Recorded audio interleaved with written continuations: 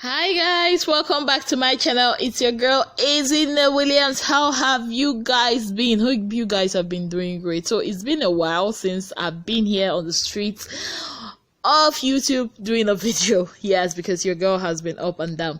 Anyways, okay, so Tacha and Sheyi returned back to the house. It was an epic.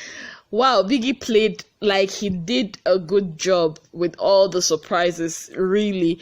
Okay, basically what he did was he asked the housemates, the ones in the house that didn't know that Sheyi and Tacha were still in the house somewhat, so he told them that a special guest is gonna come and they should prepare something nice for them, clean up the house, make presentations, show them of the house and all that.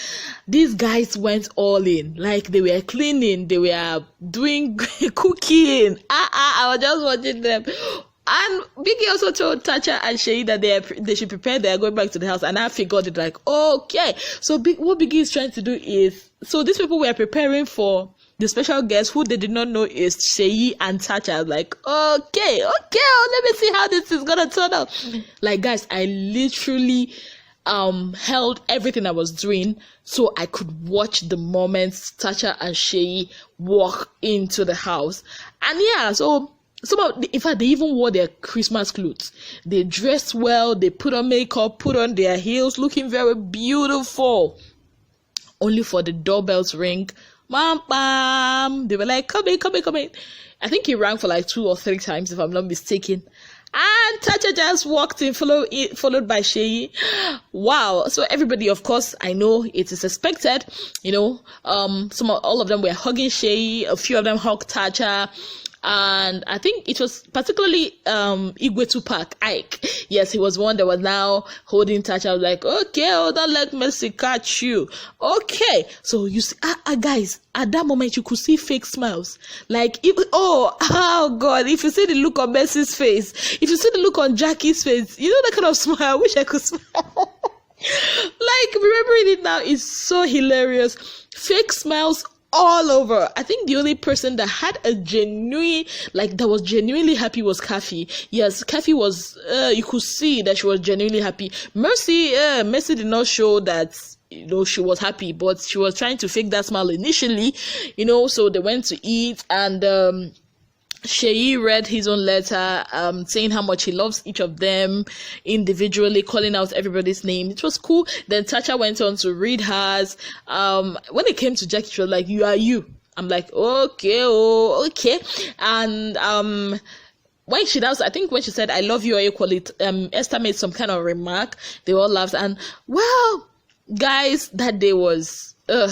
So Mercy at some point said, "Can we leave now?" She gave that epic walk. She now walked out from there, and she Esther, Thelma, and before then, guys, they were to like give a speech to the housemaids that received Sheyi and Tacha were to give a speech. Omashola gave his speech, of course, saying all good things, how he missed them and all that whatnot.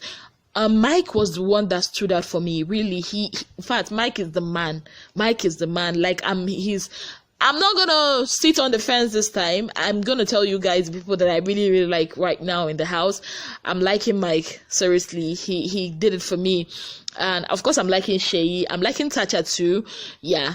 And all the other ones, but first I'm liking Mike. So Mike came up to Tacha. He said, "You know what? I feel that this eviction or the fake eviction would have humbled you by now." Like, he spoke to her 100%, and that is what I love. Most of these housemates, okay, like Mercy and Esther and Diane, of course, that's their clique with Thelma. They went to the dressing room, I think, and I was saying, in fact, they were pissed. They were really, really pissed. But my point is, you're pissed. So, like, are you trying to, why are you not saying this thing? Why are you not being like Mike? Be like Mike. Mike is a guy that says his mind, says it the way it is 100%. So, yeah, some of them were confused. The next day, Mercy was telling Frodd that now she has no peace because Tacha is back. Tacha, who knew? Tacha is laughing more. Oh goodness, like She is spending much time with Tacha these days, I've noticed. Mike too. And Mike and Tacha had this heart-to-heart conversation. Tacha, for the very first time, showed emotions. Like she almost cried. Like she cried, but she had to control it. They had an understanding. Later, Tacha went on to hug Mike in the kitchen. Mike and Sheyi were cooking in the kitchen. They were laughing. Like, who knew Tacha could laugh? And of course, she had this talk with Mike. She had to talk with Sadi first, then before having the talk with Mike. And I think the people that Tacha listens to in that house are Sadi, Sheyi, and Mike. Really, the way I'm saying it. And she's very open, like she's a new version of herself, and which is so beautiful. Like she's laughing more. She even called in the middle of the night. She called Sadi handsome, that he's cool, and she was even laughing. A lot of people are waiting to ship. They are waiting to ship off Tacha with somebody. You know, even Igwe Tupac. Ike is saying that he's feeling the energy that Tacha is giving him right now, that he feels like playing with her. Frodd is telling him, like, guy, you have to cool down. You have Mercy by your side. Mercy, on the other hand, is feeling very threatened. Yes, I know a lot of people are not going to agree, but I'm a kind of person that if I watch a show, and a lot of people are also going to agree with me, how can you say you're losing your peace because another housemate came in and has to be Tacha? Like, it's a game. If I could talk to any of the housemates, I would tell them, you know what, it's a game. Don't lose your head over another housemate. You know, the way she keeps going on and on about Ike, that's Igwe Tupac, Ike, and Tacha and everything. Somehow I'm just feeling like, no, babe, you shouldn't do this. Well, meanwhile, as that one is happening, there's another drama going on. No, yes, so it's about the love triangle between Frodd, Esther, and Nelson. Me, I don't understand. Really, it's pissing me off right now. Frodd is pissing me off right now. This girl doesn't like you. Even Esther, I don't even know what Frodd sees in Esther. Frodd is a cool guy. I know he can be fraudulent sometimes, but he's a cool guy. He's nice. If he knows the kind of girls that are dying for him right now, he would. Esther is too proud for my liking.